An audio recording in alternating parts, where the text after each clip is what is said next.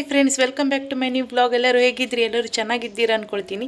ನನ್ನ ಚಾನಲ್ಗೆ ನೀವು ಹೊಸಬರಾಗಿದ್ದರೆ ಬೇಗ ಹೋಗಿ ಸಬ್ಸ್ಕ್ರೈಬ್ ಮಾಡ್ಕೊಳ್ಳಿ. ಅಲ್ಲೇ ಕಾಣುವಂಥ ಬೆಲ್ಲೈಕನ್ ಕೂಡ ಕ್ಲಿಕ್ ಮಾಡಿ. ಹಾಗಾದರೆ ಬನ್ನಿ ಇವತ್ತಿನ ವ್ಲಾಗ್ನ ಶುರು ಮಾಡುವ. ವ್ಲಾಗ್ ಶುರು ಮಾಡುವ ಗಂಟೆ ಬಂದು ಇವಾಗ 12 ಗಂಟೆ ಆಯಿತು. ಶೌರ್ಯ ಶಾಲೆಗೆ ಹೋಗಿದ್ದಾನೆ, ಅಮ್ಮ ಒಂದು ಕಡೆ ಕೆಲಸಕ್ಕೆ ಹೋಗಿದ್ದಾಳೆ. ಹಾಗೆ ಒಂದು ಪಾರ್ಸಲ್ ಬುಕ್ ಮಾಡಿದ್ದಾಯಿತು. ನಂದು ಫ್ಲಿಪ್ಕಾರ್ಟಲ್ಲಿ ಅಡ್ರೆಸ್ ಎಲ್ಲ ಅದು ನನಗೆ ಹಾಕ್ಲಿಕ್ಕೆ ಸರಿ ಗೊತ್ತಾಗಲಿಲ್ಲ.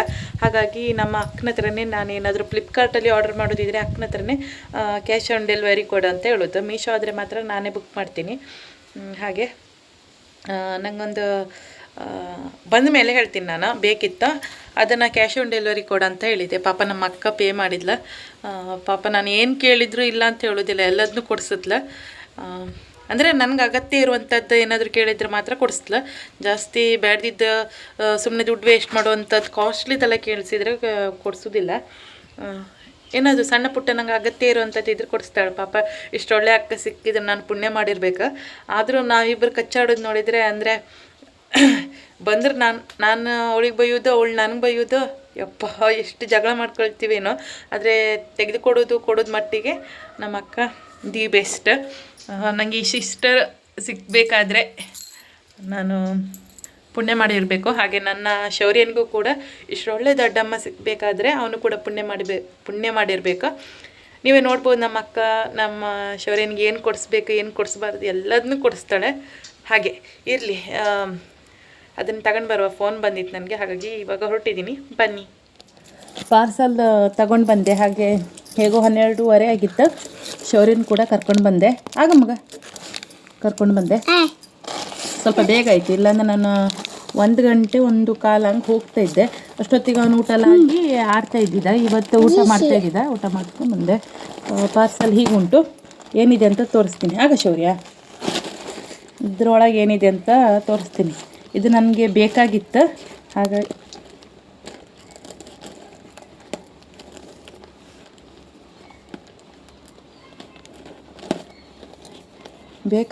ಹಾಗಾಗಿ ತಗೊಂಡಿದ್ದೆ. ಹೇಗೆ ಬರ್ತದೋ ಅಂತ ಅನ್ಬೋದಾಗೆ ಭಯ ಇತ್ತು. ನೋಡುವ, ನಾನು ನಿಮ್ಮ ಮುಂದೆನೇ ಓಪನ್ ಮಾಡ್ತಾ ಇರೋದು. ಟ್ರಾನ್ಸ್ಫರ್ ಸ್ವಲ್ಪ ತೆಳ್ಳಗುಂಟು, ನಿಮ್ಗೆ ಕಾಣಿಸುತ್ತೆ ನೋಡಿ. ನಾನು ಈ ಕಡೆ ಗೋಡೆಗೆ ಹಾಕಿದ್ರೆ ಕಾಣಿಸೋದಿಲ್ಲ, ಈ ಥರನೇ ಬರ್ತದೆ. ನನಗೆ ರೀಲ್ಸ್ ಮಾಡಲಿಕ್ಕೆ ಬ್ಯಾಕ್ಗ್ರೌಂಡ್ ಸ್ಕ್ರೀನ್ ಬೇಕಾಗಿತ್ತು, ಅದಕ್ಕೋಸ್ಕರ ಬುಕ್ ಮಾಡಿದ್ದೆ. ತುಂಬ ದೊಡ್ಡದಾಗಿ ಉಂಟು ನೋಡಿ, ತುಂಬ ದೊಡ್ಡದಾಗಿ ಉಂಟು. ಗೋಡೆಗೆಲ್ಲ ಹಾಕಿದರೆ ಹೇಗೆ ಕಾಣಿಸುತ್ತೆ ಅಂತಲೂ ತೋರಿಸ್ತೀನಿ ನೋಡಿ. ನಿಮ್ಗೆ ಇದು ಬೇಕಂದರೆ ಇದ್ರದ್ದು ಲಿಂಕ್ ನಾನು ಕೊಟ್ಟಿರ್ತೀನಿ, ನೀವು ಚೆಕ್ ಮಾಡಿ ಬೈ ಮಾಡ್ಬೋದು. ಚೆನ್ನಾಗುಂಟು, ತುಂಬ ದೊಡ್ಡದುಂಟು ನೋಡಿ.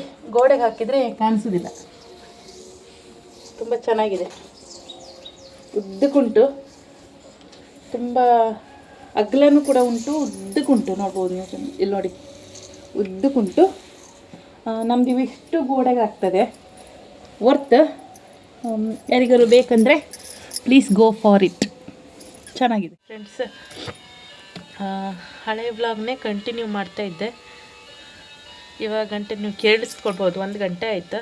ಇಷ್ಟೊತ್ತಿಗೆ ಶುರು ಮಾಡಿದ್ದೀನಿ. ಇವಾಗ ಒಂದು ಸಣ್ಣದಾಗಿ ಒಂದು ಲೈವ್ ಕೂಡ ಮಾಡಿದ್ದೆ.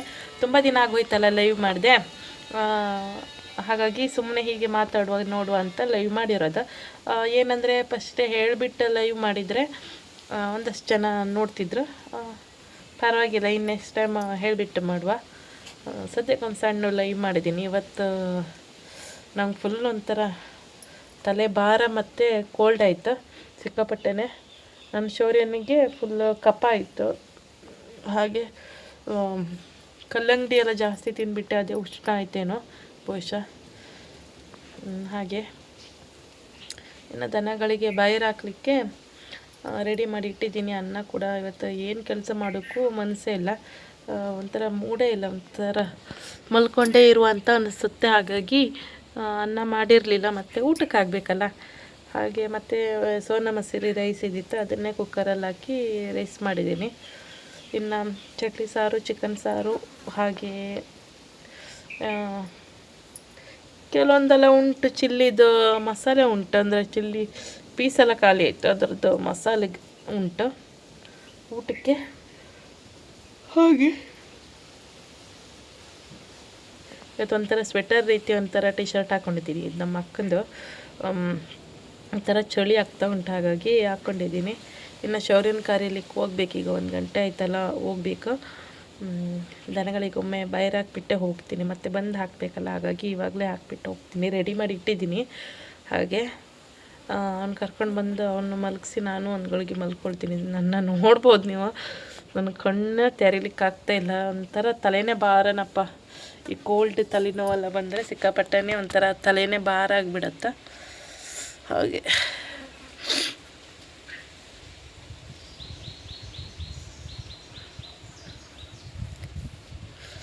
ಅಷ್ಟೇ. ಇವತ್ತು ಸಿಕ್ಕಾಪಟ್ಟೆ ಬಿಸಿಲುಂಟಿಲ್ಲ ಹೊರಗಡೆ.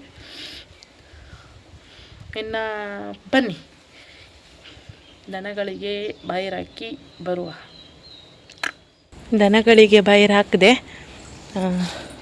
ಇವಾಗ ಕಣಿಕರಿಂದ ಕಾಯೆಲ್ಲ ಸ್ವಲ್ಪ ಗುಣ ಆಗ್ತಾ ಬಂತು. ಅಮ್ಮ ಔಷಧಿ ಎಲ್ಲ ಹಚ್ಚುತ್ತಾ ಇದ್ಲು, ನೋಡ್ಬೋದು. ಇಲ್ಲಿ ನೋಡಿ,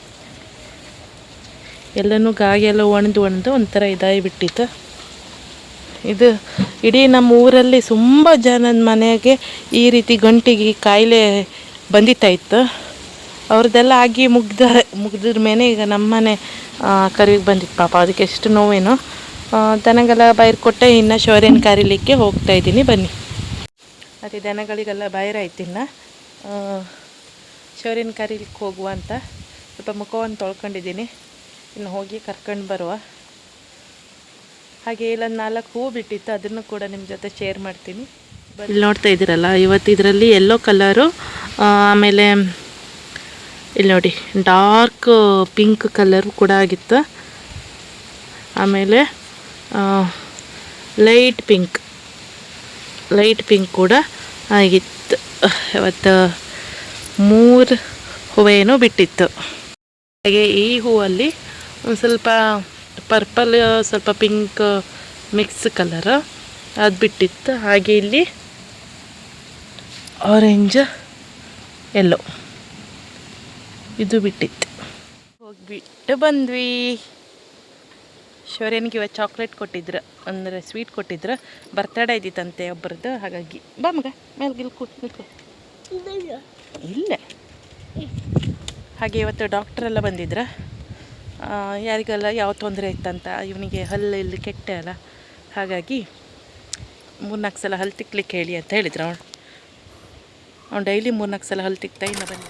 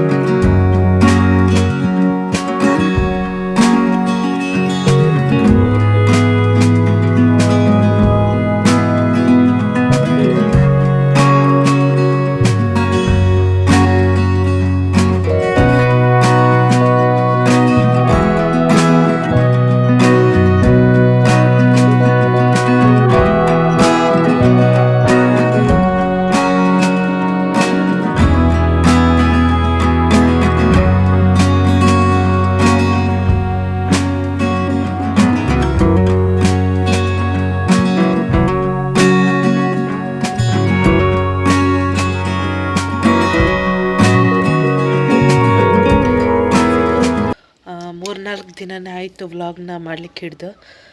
ಎಂಡ್ ಮಾಡಲಿಕ್ಕೆ ಆಗಲಿಲ್ಲ, ಸ್ವಲ್ಪ ವಾಯ್ಸ್ ಬಿದ್ದೋಯ್ತು, ಕೋಲ್ಡ್ ಆಯಿತು, ಸಿಕ್ಕಾಪಟ್ಟೆನೇ ಕಲ್ಲಂಗಡಿ ತಿಂದೆ. ಹಾಗಾಗಿ ಅತಿಯಾದರೆ ಅಮೃತ ಕೂಡ ವಿಷ ಅಂತ ನೋಡಿ, ಹಾಗೆ ತಿನ್ನಲ್ಲ. ಸ್ವಲ್ಪ ತಲೆನೋವು, ಸುಸ್ತು. ಹಾಗೆ